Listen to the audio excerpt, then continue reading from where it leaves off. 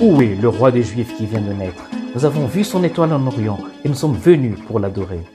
C'est ce que demandèrent les mages venus d'Orient une fois arrivés à Jérusalem à la recherche de l'enfant qui venait de naître.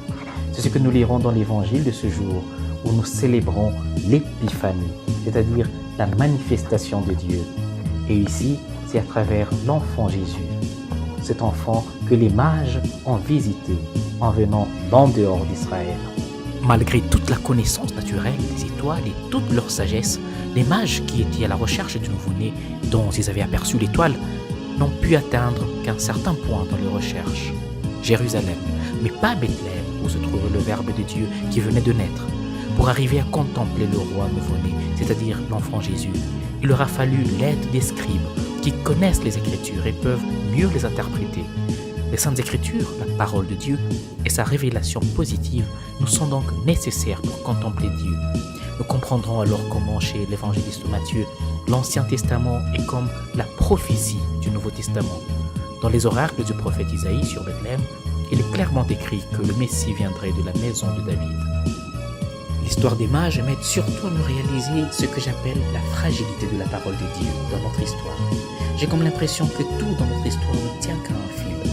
Je suis surpris par le fait que ni Hérode, ni les grands prêtres, ni les experts de l'écriture que sont les scribes ne se soucient avant de comprendre ce qui se passe. Que l'on comprenne seulement après que la réponse à la question des mages arrivée pourtant de très loin, après un long voyage demandant aide et lumière, se trouve plutôt dans les Saintes Écritures. Et que malgré cela, personne à Jérusalem parmi les prêtres et les scribes ne semble vraiment s'émouvoir pour se mettre en route pour Bethléem comme les mages à la recherche de l'enfant. Cela est vrai aussi aujourd'hui. Combien de fois la parole de Dieu, contenue pourtant dans les Saintes Écritures que nous avons à portée des mains, dans nos Bibles, semble nous échapper, nous la négligeons parfois au point que nous lui devenions comme insensibles. Elle ne nous aime plus. Nos cœurs s'endurcissent au point de ne plus l'écouter, c'est-à-dire la mettre en pratique.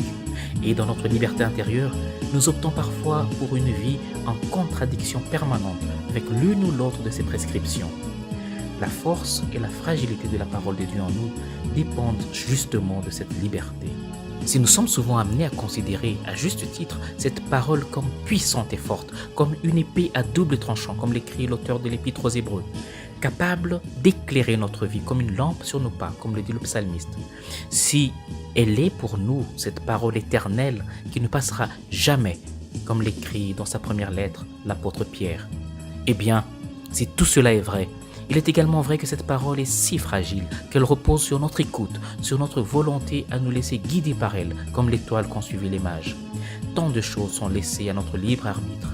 Le fait que personne parmi les Juifs ne quitte Jérusalem pour Bethléem avec les mages, venus pourtant de très loin, confirme que ce n'est que par la foi que nous pouvons voir le Messie en cet enfant et seulement ainsi nous prosterner et l'adorer comme les mages.